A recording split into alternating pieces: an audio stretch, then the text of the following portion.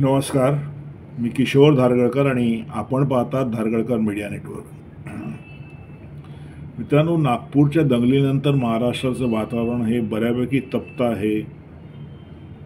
सगळीकडे आपण जाणताच की ही दंगल झाल्यामुळे जो हिंदू समाज आहे तो खूप आहत आहे, खूप दुखावलेला आहे आणि त्याला दिसतंय की आपल्यावरती अन्याय होतो आहे. आणि हे नुसत्या नागपूरमध्ये झालेलं नाही, देशभरात अनेक ठिकाणी आपल्याला माहिती आहे की हिंदू समाज नेहमीच मार खातो.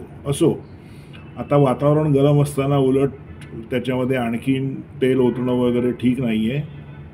आपल्या सगळ्यांचीच अशी इच्छा असणार आहे की लवकरात लवकर हा जो प्रश्न आहे तो मार्गी लागावा आणि सरकारने त्या दृष्टीने कारवाई करावी. या संदर्भामध्ये काल, परवा आणि आज फडणवीस सरकार यांनी जी पावलं उचललेली आहे, जी कारवाई केलेली आहे, धडाकेबाज कारवाई केलेली आहे, ती निश्चितपणे अभिनंदनास पात्र आहे.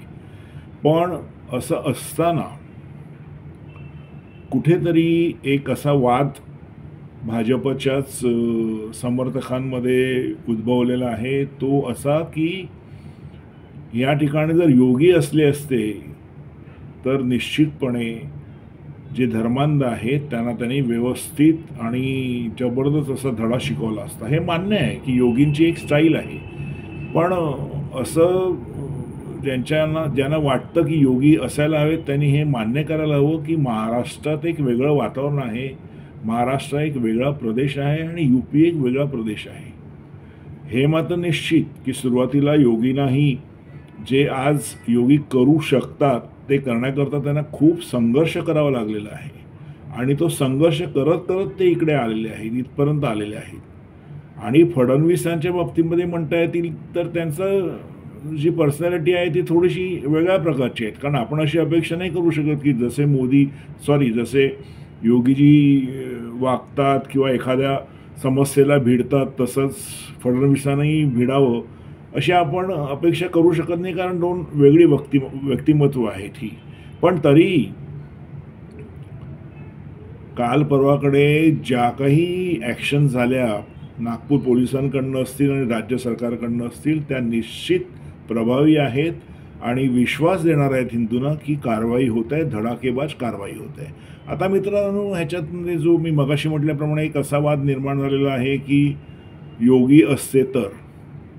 प्रश्न असा आहे की काही हिंदुत्ववादी जी मंडळी आहेत त्यांचा आक्षेप आहे की तुम्ही योगी आणि फडणवीस यांची तुलना का करतात. हे बरोबर आहे, पण त्याचबरोबर हे बघायला हवं की असं एक परसेप्शन आहे, लोकांना असं वाटतं की योगी जर असले असते तर त्यांनी ह्याच्यापेक्षाही कडक कारवाई केली असती, ह्याच्यापेक्षाही जास्त दंगेखोरांशी कठोरपणे त्यांच्याशी वर्तन केलं असतं असं लोकांना वाटतं. आणि जे लोकांना वाटतं ते चुकीचं आहे असं तुम्ही नाही म्हणू शकत ना.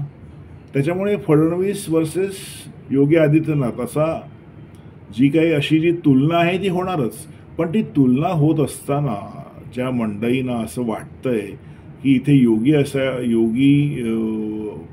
जर आज असते तर वेगळं काही घडलं असतं, अशा हिंदुत्ववादी मंडळींना, हिंदुत्ववादीच मंडळी ही सगळी मंडळी भाजपची समर्थक आहेत निश्चितपणे आणि साहजिक.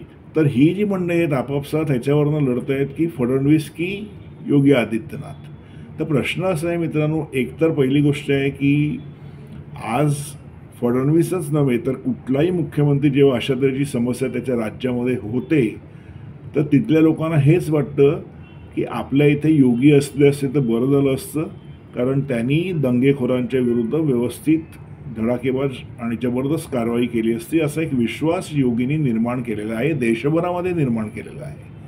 त्याच्यामुळे तुलना ही होणारच, नुसती फडणवीसांची नाही, इतर राज्यातल्या मुख्यमंत्र्यांचीही तुलना लोक त्यावेळी योगीजींबरोबर करतात, कारण योगीजींनी एक विश्वास निर्माण केलेला आहे तिथल्या जनतेमध्ये नव्हे अख्ख्या देशभरामध्ये.